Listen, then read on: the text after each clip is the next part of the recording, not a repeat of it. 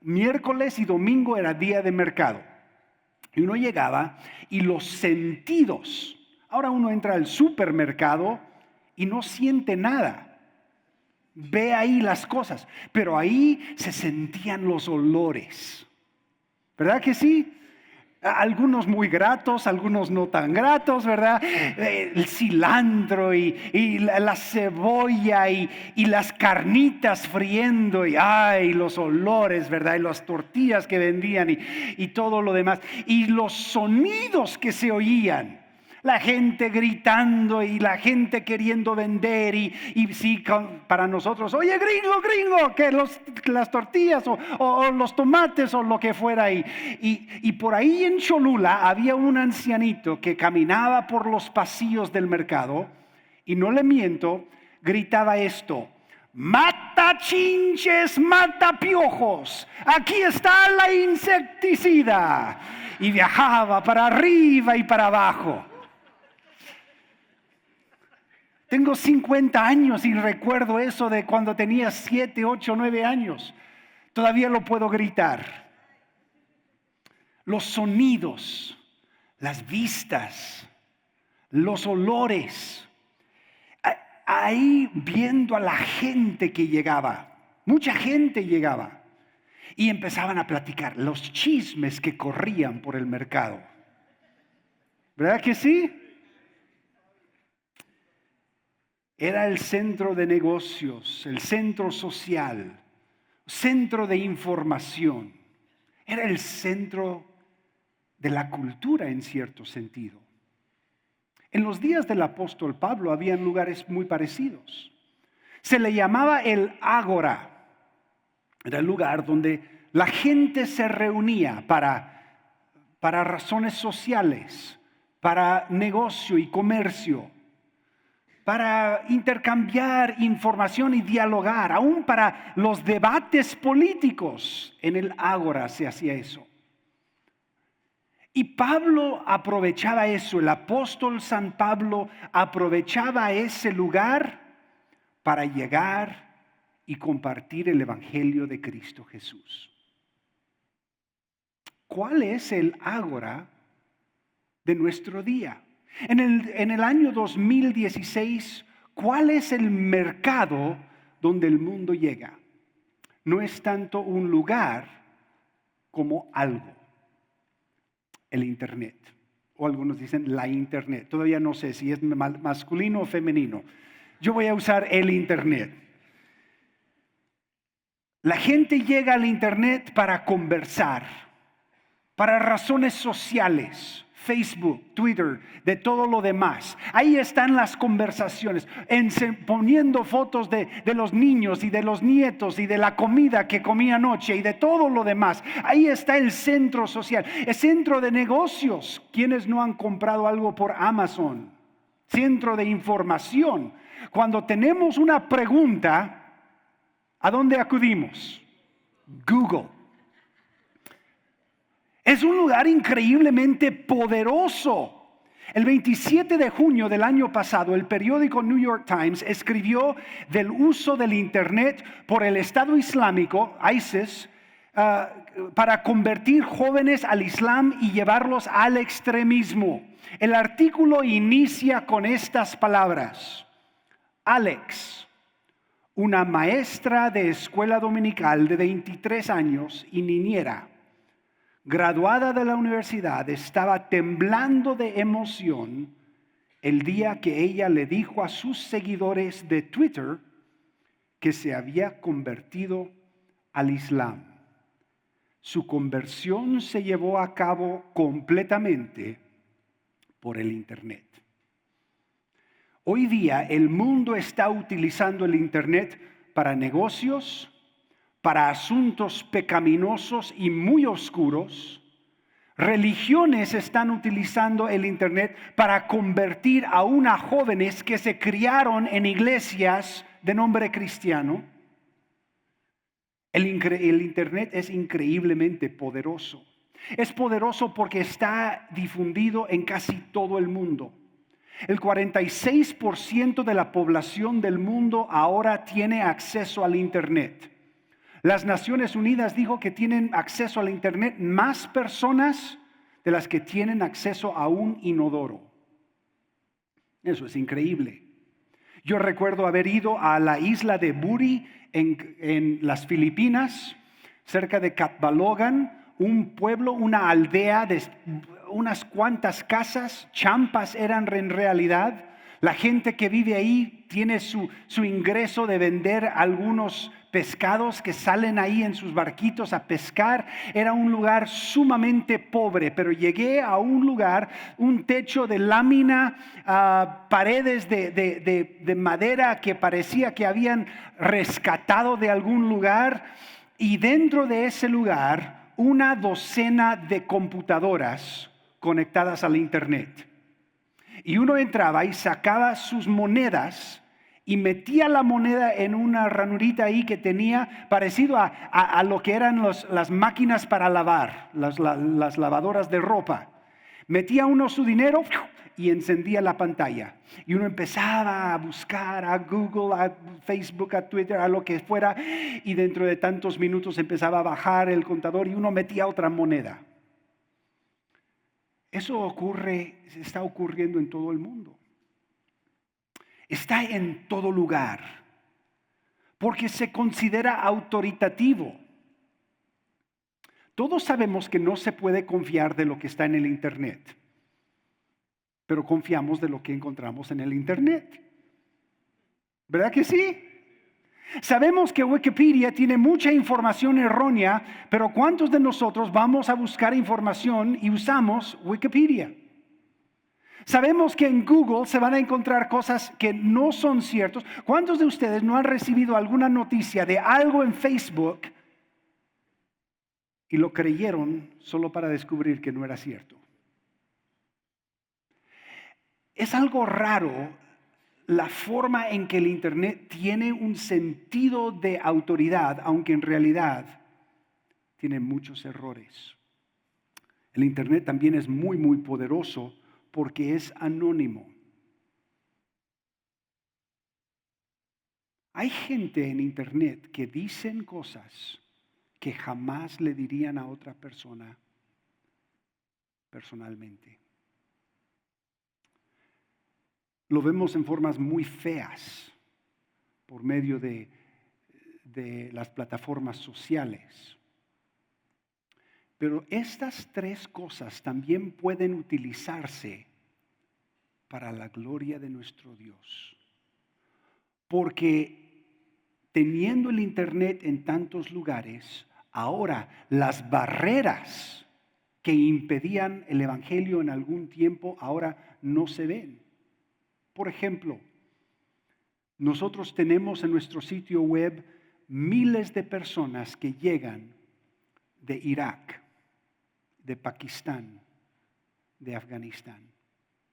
Llegan porque no pueden ir con el vecino a preguntarle, ¿qué es de esto de los cristianos? ¿Por qué es que los musulmanes se están matando entre ellos mismos?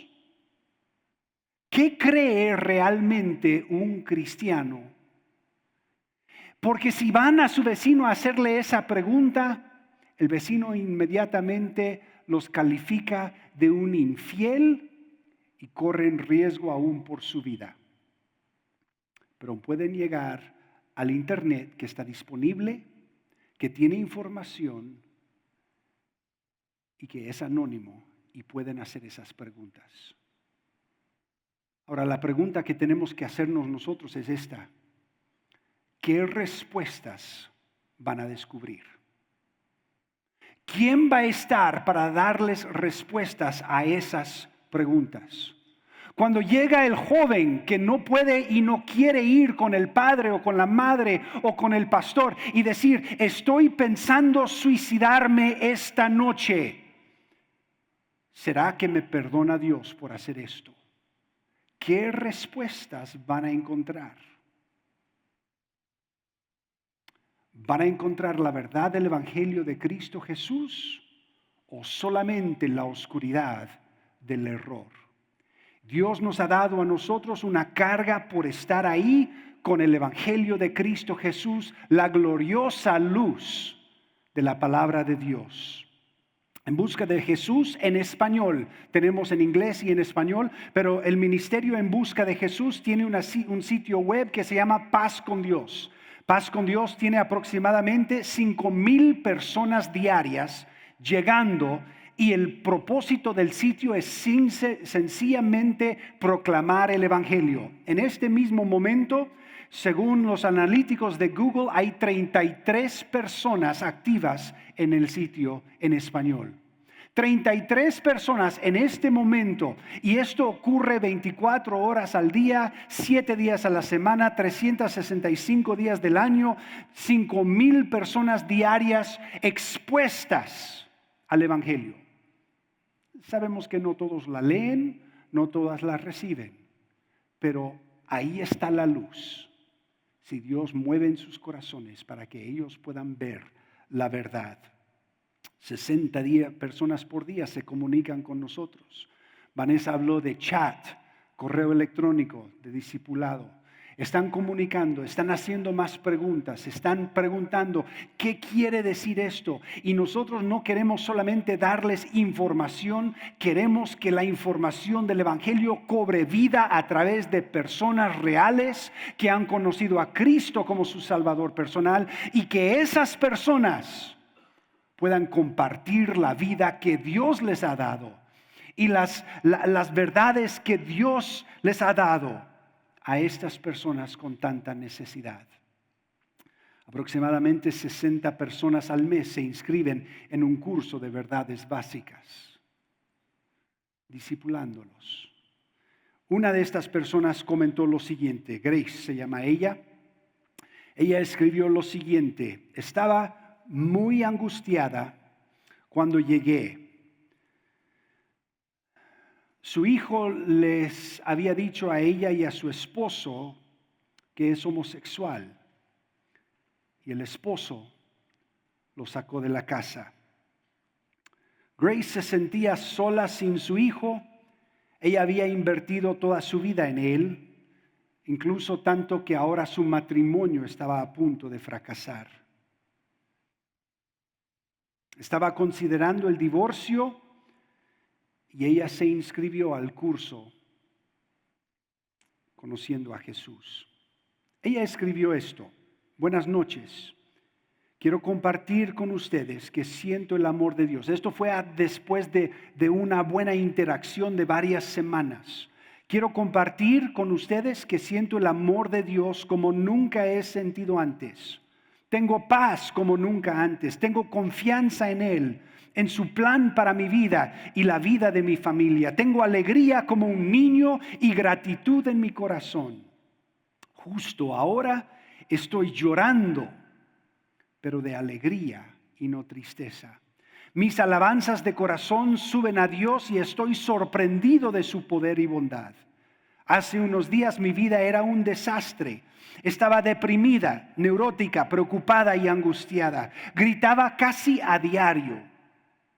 En ese momento me di cuenta que estaba totalmente fuera de control y no podía salir de mi depresión, ni expresar lo que pensaba o lo que sentía. No podía amar a mi familia, no podía concentrarme en lo que estaba haciendo, no podía vivir en el momento por el dolor de ayer y la preocupación del día de mañana y tantas otras cosas. Así que me di por vencida. Me di cuenta que sola no podía y decidí pedir ayuda de alguien mayor que yo. No sabía exactamente quién ni cómo, pero sabía que no podía hacerlo sola. Cuando encontré este curso, Conociendo a Jesús, tuve muchas preguntas, como usted bien recuerda. Indiqué que era atea, ¿recuerdas? Porque en ese momento no conocía a Jesús. Empecé a recibir su palabra, me di cuenta que es verdad. Recibí a Cristo, después empecé a pedirle a Dios consuelo. Le dije qué triste me sentía con la ausencia de mi hijo y Dios comenzó a hablarme a través de usted. Me dijo Dios que me ama y yo repetí estas benditas verdades muchas veces en mi mente. Entonces experimenté la paz de Dios. Entonces te diste cuenta por nuestras conversaciones que sentía mucha culpa. Me animaste a dárselo a Dios y lo hice. Y le dije que ya no quería llevar esta carga tan grande. Se lo di a Dios y ¿sabes qué? Él la tomó. Después en otra conversación dijo, sé que mi viaje acaba de empezar, pero estoy segura de que no estoy sola, que Dios está conmigo y me guiará, y que Él me ha bendecido con este curso que me dio bases para iniciar un crecimiento espiritual. Me doy cuenta que como ser humano confío mucho en la gente, pero ahora mi deseo es aprender y depender de Dios. El mundo está en línea y por lo tanto el Evangelio, con los creyentes que proclaman el Evangelio, deben estar en línea también. Yo quiero invitarle después del servicio atrás, dos hermanas del ministerio, la hermana Marta y la hermana Kalina están conmigo el día de hoy y les pueden proporcionar más información. Tal vez usted dice, bueno, me interesa esto. El proceso de llegar a servir en este ministerio es un poco difícil, es largo. No aceptamos a cualquier que levanta la mano y dice, oiga, yo quiero hablar con gente así. Queremos dar capacitación, queremos asegurarnos de que la persona es una persona íntegra, una persona que está integrada a una iglesia local, porque cada persona a quien ministramos queremos que ellos también lleguen a estar en una iglesia local fuerte y sana. Y por lo tanto queremos que los ministros estén en una iglesia. Así que tenemos varios requisitos, pero les invitamos a pasar a la mesa, a hacer preguntas. Ahí mismo pueden dar su información para empezar un proceso. Y con la hermana Kalina ella empieza a platicar y ver si esto es algo que Dios tiene para usted y para su vida. Ahora bien, vamos a abrir nuestras Biblias. Vamos a la primera epístola de Pedro, capítulo 2.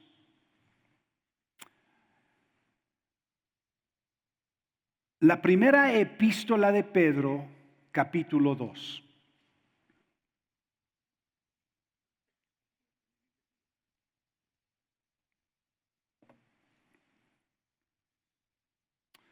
Vamos a estar en los versículos 1 al 10 en esta mañana y espero que la palabra de Dios y nuestro Santo Espíritu obre en su corazón. Este momento es un momento muy sagrado. Yo entiendo eso. Estar aquí con la palabra de Dios y tener el privilegio de tomar unos momentos para compartir esa palabra es grande. Por lo tanto, debemos acercarnos con seriedad, acercarnos con todo el peso que se debe a este momento. Por eso voy a suplicar que inclinen sus cabezas, vamos a orar, vamos a pedir la ayuda de Dios para abrir nuestras mentes, para iluminarnos, para orar. Así con los rostros inclinados y los ojos cerrados, yo quiero hacerle a usted la invitación ahora mismo de pedirle a Dios que Él use su palabra en tu vida. Tal vez quieres decirle, Dios, abre mis ojos. Dios, derrama gracia en mi corazón. Dios, ayúdame a entender tu verdad. Dios, ayúdame a hacer los cambios que tú pides de mí. Dios, ayúdame a crecer en tu gracia y conocimiento. Padre, toma tu palabra en estos momentos. Es para tu gloria, es para tu honra. En el nombre de Cristo Jesús. Amén. Antes de leer estos versículos, tenemos que entender que estamos cayendo dentro de un ambiente muy grande, como un paracaidista. Un paracaidista cuando llega del avión, del lugar donde estaba, a un ambiente muy grande donde puede ver las montañas, donde puede ver los arbustos, donde puede ver toda una escena a su alrededor. Y nosotros al entrar a este pasaje estamos cayendo a una escena bastante amplia. El apóstol Pedro está escribiendo a unos hermanos, a unos hijos de Dios judíos, que estaban enfrentándose una gran oposición. La epístola escrita se dirigía a estos creyentes judíos en el Imperio Romano que estaban bajo una amenaza aún de muerte muchas veces. Esto ocurrió después del gran incendio de Roma. El historiador Tácito describe el evento del año 64 de nuestra era. Dice que la ciudad ardió por 5 días. Aunque no hay pruebas de esto, los historiadores posteriores declararon que Nerón cantaba mientras la ciudad ardía. Creo que eso salió del internet. Algunos romanos creían que su emperador Nerón había iniciado el incendio, probablemente debido a su insaciable deseo de construir y dejarse un legado en edificios. No sabemos con seguridad, pero el incendio devastó a la ciudadanía. Su cultura en cierto sentido se vino abajo con la ciudad. Los elementos religiosos de su vida, sus grandes templos, sus santuarios e incluso sus ídolos domésticos quedaron destruidos. Y con eso, la idea de que esos mismos dioses no pudieron controlar el incendio y proteger a los ciudadanos. Las personas estaban sin hogar y sin esperanza. Muchos habían perdido la vida, su resentimiento era grande y ellos querían encontrar a la persona culpable. Nerón entendió eso muy bien. Sabiendo que alguien tenía que salir como el chivo expiatorio, él decidió inmediatamente correr la noticia que habían sido aquellos cristianos.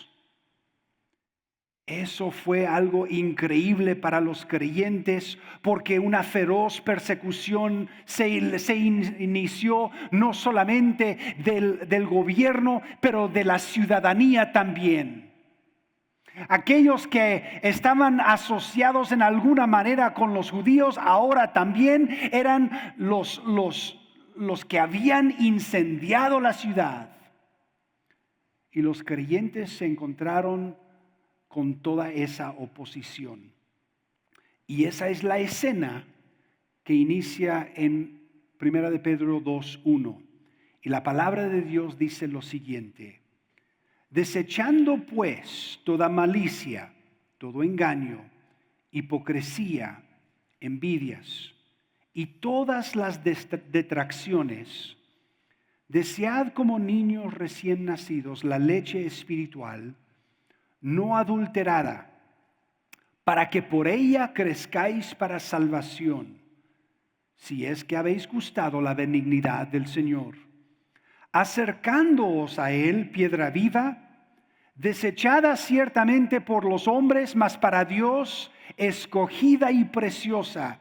Vosotros también, como piedras vivas, sed edificados como casa espiritual y sacerdocio santo para ofrecer sacrificios espirituales aceptables a Dios por medio de Jesucristo.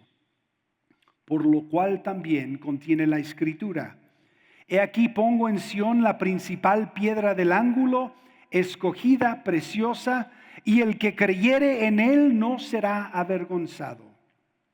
Para vosotros, pues, los que creéis, Él es precioso. Pero para los que no creen, la piedra que los edificadores desecharon ha venido a ser la cabeza del ángulo. y piedra de tropiezo y roca que hace caer, porque tropiezan en la palabra siendo desobedientes, a lo cual fueron también destinados. Mas vosotros,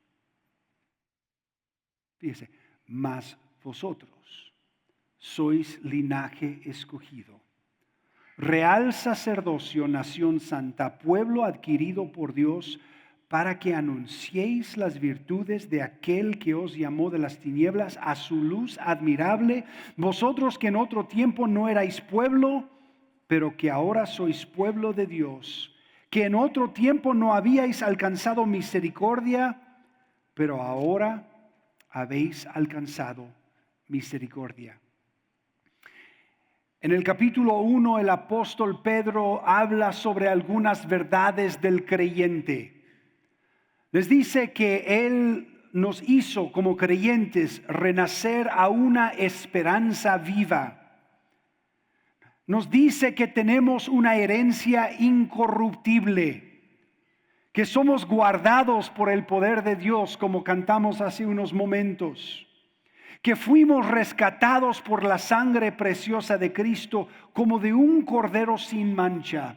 Son las realidades del creyente. Mi hermano, cuando el mundo nos acecha, cuando los problemas se hacen grandes, cuando la tribulación es fuerte, cuando estamos enfrentándonos a un mundo que no nos acepta, busquemos las verdades de Dios, a dónde afianzarnos y encontrar nuestro ánimo y nuestra fortaleza. No busquemos nuestra fuerza en las circunstancias. No busquemos nuestras fuerzas en el cambio de las circunstancias. Busquemos nuestra fuerza y nuestro ánimo en la palabra de Dios y en las verdades de Dios. Dios es nuestro auxilio. Dios es nuestro amparo. Dios es la fuerza y la fortaleza. Dios es nuestro torre fuerte. Le animo a recordar esto. Efesios lo dice de esta manera, que son las riquezas de la gloria de su herencia en los santos, las verdades de Dios. Ahora, llegando al capítulo 2, el apóstol Pedro presenta la oposición. Empieza a hablar acerca de estas verdades, esta leche, y no creo yo que en hablar, dice, desead como niños recién nacidos la leche espiritual. No creo que ahí esté hablando de algo que sea solamente para niños.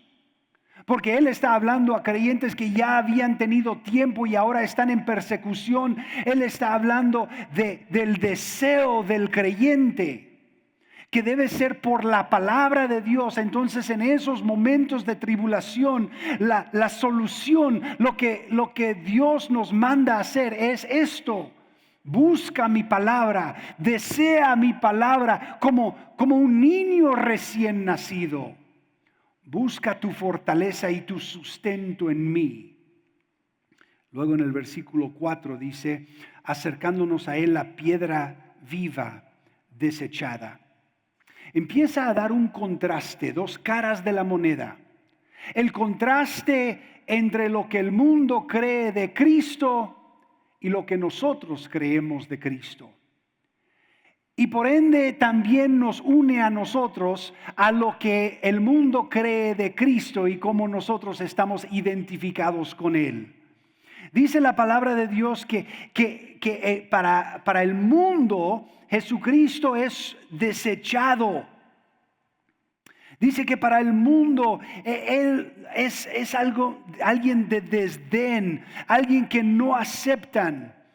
Cristo es una piedra de tropiezo, pero para Dios y para el creyente, Cristo es el escogido y el precioso, es la roca principal, es la piedra del ángulo, todo lo que conocemos y sabemos, la fe de nuestra alma y la esperanza de la eternidad es Cristo Jesús. Mi amigo, yo no conozco los corazones, no conozco a todos los que estamos presentes en esta mañana, pero le hago esta pregunta: ¿cuál es su opinión de Cristo Jesús? ¿Es Cristo la solución de su vida y para el mundo? ¿Es Cristo el centro de todo, la piedra del ángulo? ¿O es Cristo algo para desecharse, para tirarse a un lado? Viven aquí en El Paso en una área bastante árida y de muchas piedras. Yo viví en Dalhart, Texas. ¿Algunos conocen Dalhart? Al norte de Amarillo. Algo parecido aquí a El Paso. Por varios años, 9 años estuve ahí pastoreando y una de las cosas que me di cuenta es que hay muchas piedras que la gente quiere sacar de su jardín o de cualquier otro lugar. Piedras que desechan. Pero luego hay piedras que valen bastante. Piedras de mucho precio. Piedras que han sido utilizadas para una construcción. Piedras que uno nunca tiraría. Hay piedras que algunas mujeres llevan en el dedo, ¿no es cierto? Un diamante, que es una piedra preciosa que jamás tiraríamos.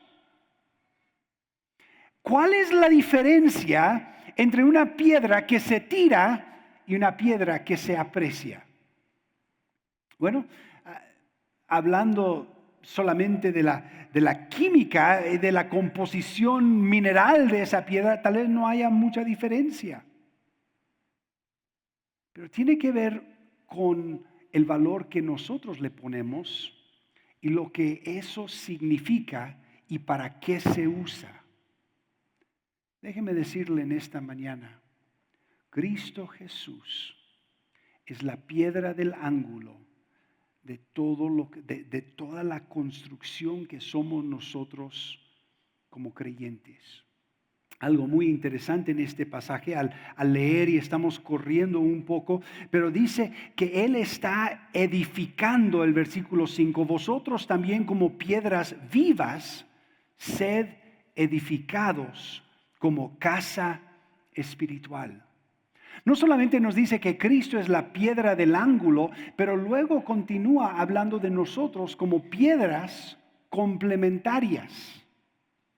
Se mencionó hoy en la mañana durante el tiempo de la música, durante ese tiempo de alabanza y adoración de Moisés y el templo y el tabernáculo.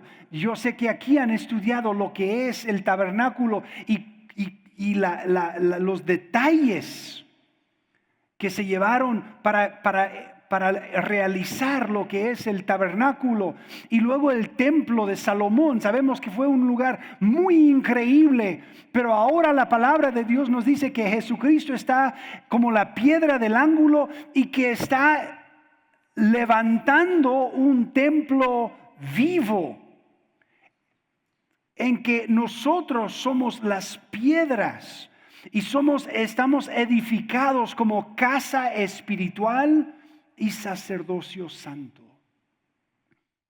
Qué precioso es eso. Qué privilegio es el nuestro de ser identificados con Jesucristo. Vosotros también. Si la piedra del ángulo es desechada, las otras piedras de la construcción también no van a tener valor. Y si a Cristo el mundo lo ha rechazado, podemos tener seguridad que también a nosotros nos van a rechazar, porque no nos entienden. Esto ocurrió en el pasaje que estamos leyendo y con estos creyentes el mundo los acusaba de cosas que ellos en realidad no habían sido parte de eso, pero aún así fueron acusados y fueron sacados de sus casas, de sus tierras, aún de sus pueblos. Fueron personas desechadas.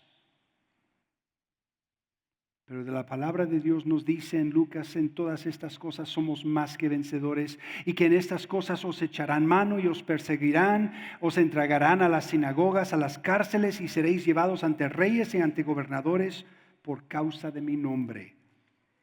Y os será ocasión para dar testimonio. En medio de todo esto, quiero que se dé cuenta, así como Lucas dice que esto es ocasión para testimonio, Pedro dice lo mismo bajando aquí en el versículo 9 y en el versículo 10.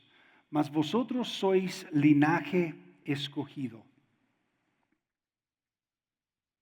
real sacerdocio, nación santa, pueblo adquirido por Dios, para que anunciéis las virtudes de aquel que os llamó de las tinieblas a su luz. ¿El para qué? Vamos a llegar a eso dentro de unos momentos, pero quiero regresar primero al privilegio de lo que Dios nos ha nombrado. No dejemos demasiado rápido este pasaje.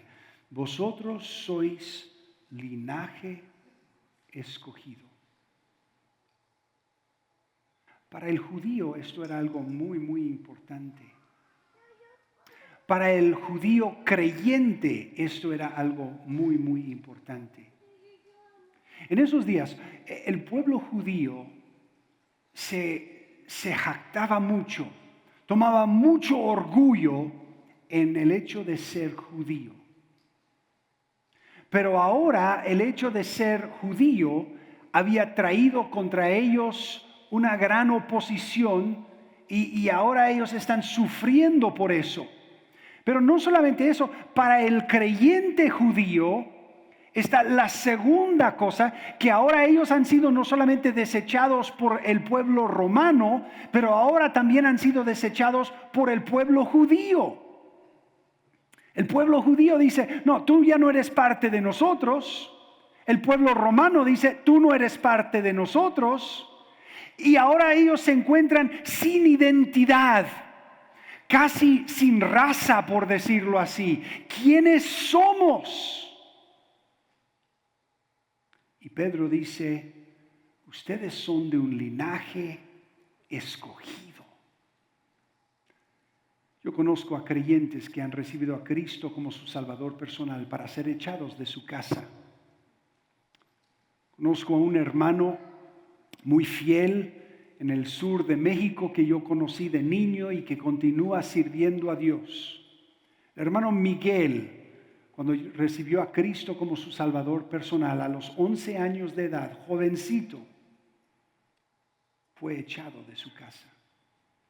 Para mí es difícil ahora entender que un joven de 11 años pudiera tener esa convicción y esa obra del Espíritu Santo tan grande en su corazón para decir, yo acepto a Cristo, no importa lo que pase, pero yo sé que Dios ha obrado en mi corazón. Fue echado de su casa y pasando los años Dios siguió obrando en su corazón. Algunos creyentes lo recibieron en su casa, creció, sintió el llamamiento de Dios en su vida, ahora es un pastor. Y al sentarme con él y platicar con él sobre las experiencias de su vida, me dice esto, realmente no tengo familia del mundo, una familia de sangre en este mundo, pero yo soy parte de un linaje escogido por Dios y parte de una familia espiritual. Amigo, el que conoce a Cristo es parte de un linaje escogido por Dios. Fíjese, es un real sacerdocio. Yo no sé exactamente el significado, he estudiado este pasaje, he buscado en varios lugares, pero si esto habla de un sacerdocio para el rey, o si esto habla de sacerdotes que son reyes, podría ser cualquiera de los dos. No importa, lo que en realidad nos está diciendo es que estos son sacerdotes para Dios muy especiales. Hombres y mujeres que levantan adoración a Dios porque han sido transformados por Él. Una nación santa, apartada, distinta, no como los demás. Un pueblo adquirido. Habla de la redención. Estas cuatro palabras, estas cuatro observaciones sobre lo que somos en Cristo, hablan de nuestra elección, hablan de nuestra comisión, hablan de nuestra redención, hablan acerca de nuestra distinción. Eso es lo que somos. Le animo a tomar un tiempo estudiando lo que esto implica para la vida del creyente. Pero recuerde, Pedro está dándole esto al pueblo que se sentía deshecho y desamparado y afligido. Y él dice, no se les olvide esto. Esto es lo que ustedes son. Ahora vamos a llegar a esta última parte. Porque todo está llevando a esto.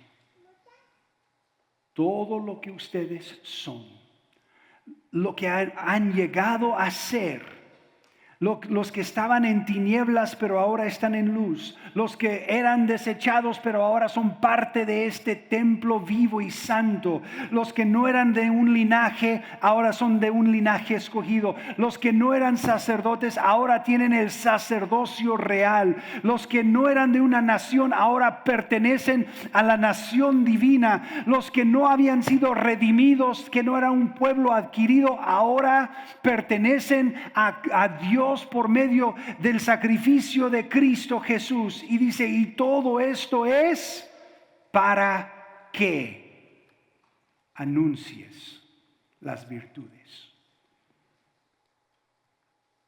¿Sabe qué? Yo me doy cuenta que muchos creyentes queremos todo lo que implica la relación con Cristo Jesús hasta ese momento. Hasta ese punto.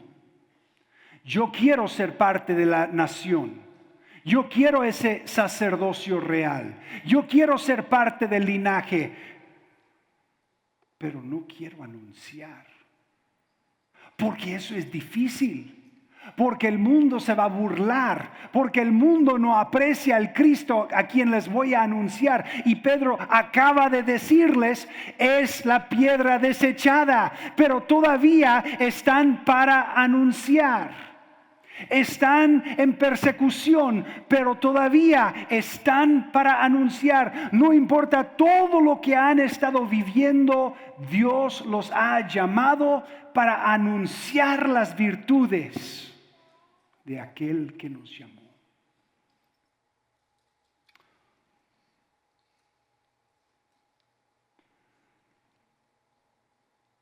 En los días antiguos, en España, otros lugares, existían unos hombres que salían a publicar los edictos del rey.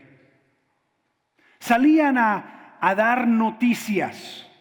Se les llamaba el pregonero. Y habían personas oficiales que eran los pregoneros. Hace poco, el año pasado, en mayo del año pasado, frente al hospital donde nació la niña del príncipe y de la princesa de Cambridge, un hombre se paró, pregonero, a anunciar el nacimiento de esa pequeña princesa. Pregoneros, palabra muy interesante. En ese momento, ¿por qué este hombre, que no fue un pregonero oficial, se llamaba él, su nombre de él es Tony Appleton, con gran gusto y sentimiento de honor anunció el nacimiento de la princesa Carlota? ¿Por qué lo hizo? ¿Por qué se tomó la molestia? ¿Y qué fue exactamente lo que hizo? Lo hizo porque consideró que la persona que estaba anunciando era de suma importancia.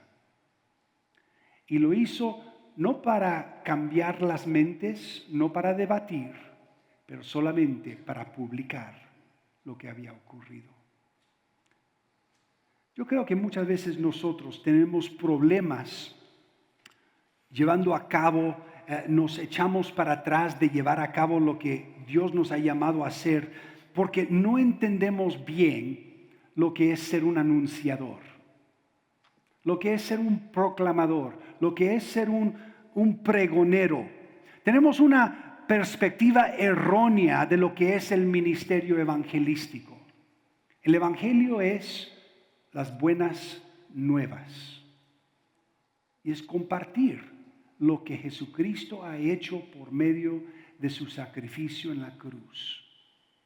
Es el hecho de que Dios inició esto. El evangelismo inicia y termina en Dios. A menudo nos sentimos inseguros e incapaces de proclamar a Cristo porque perdemos el enfoque. En vez de enfocarnos en declarar las virtudes del que nos llamó, llegamos a pensar que Dios nos llamó a convertir al individuo.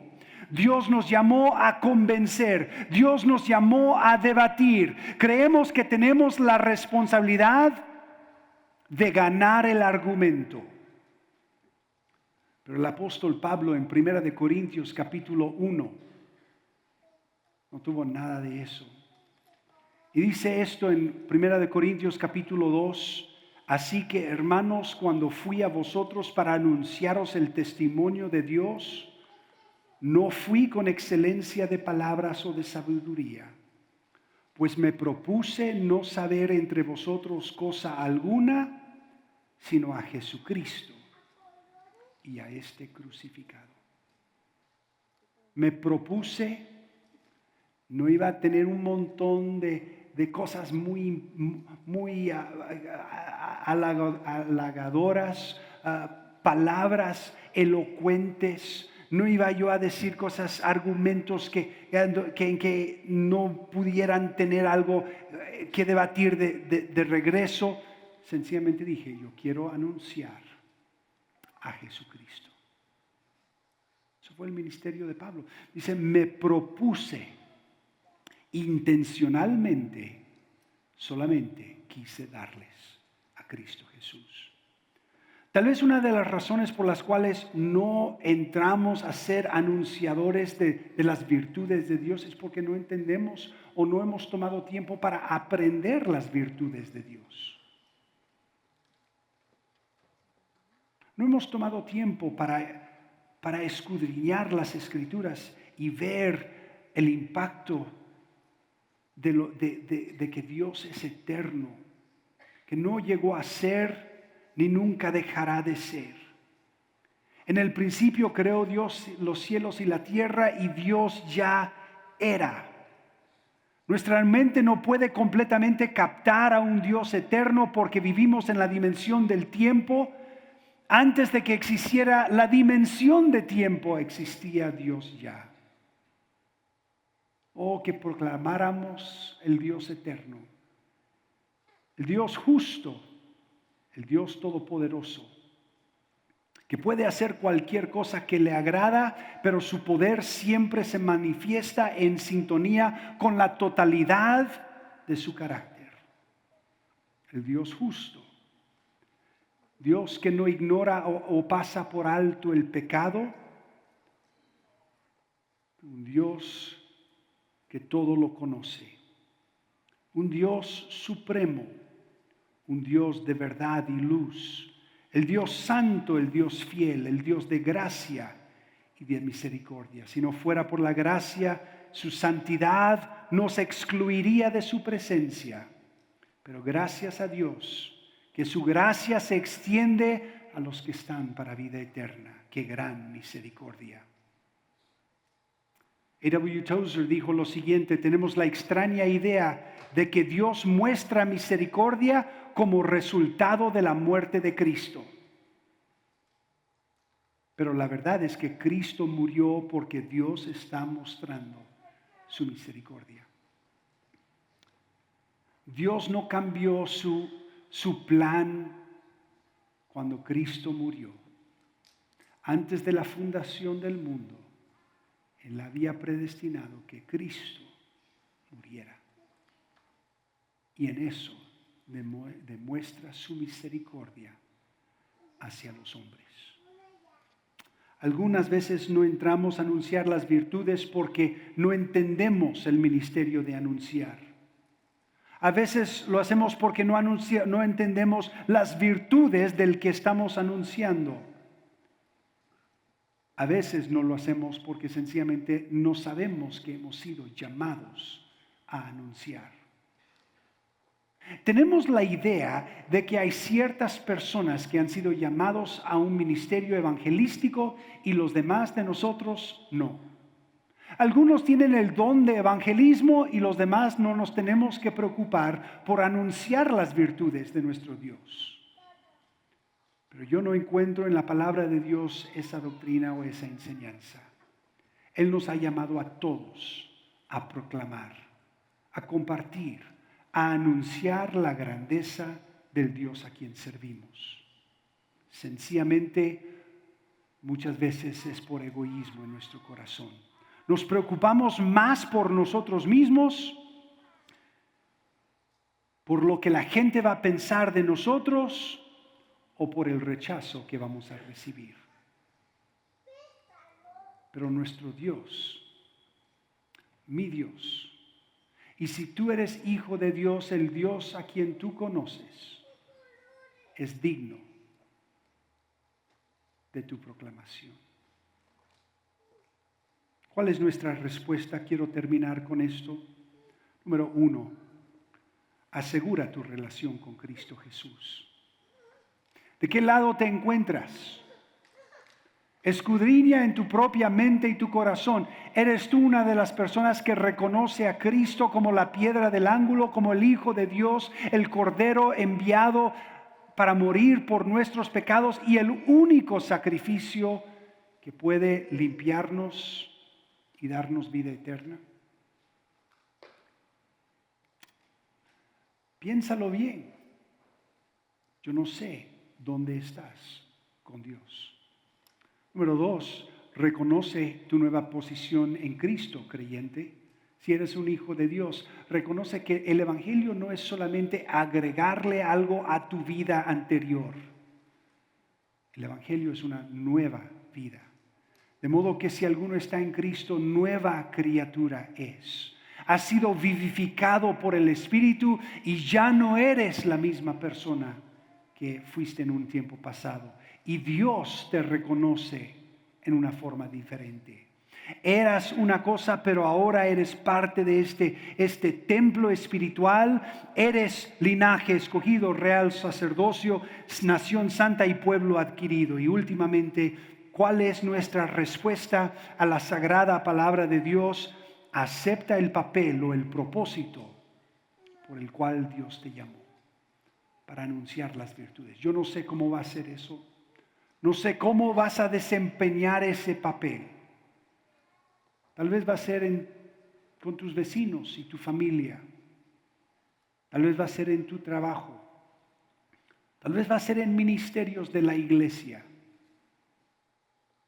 Tal vez va a ser en algún lugar más amplio. Yo no sé. Pero lo que sé, que Dios nos ha llamado, nos ha puesto frente a nosotros el ministerio de anunciar sus virtudes. El Salmo 96:3 dice: proclamad entre las naciones su gloria, en todos los pueblos sus maravillas. Todos los pueblos, hasta lo último de la tierra. Vamos a inclinar nuestros rostros. Yo quiero orar por usted en esta mañana. Y quiero pedir que Dios tome su palabra para su gloria. Dios mío, yo creo con todo mi corazón que tú me has llamado a exaltar tu nombre y no solamente a mí, pero has llamado a cada uno de nosotros, hijos tuyos, a anunciar tus virtudes.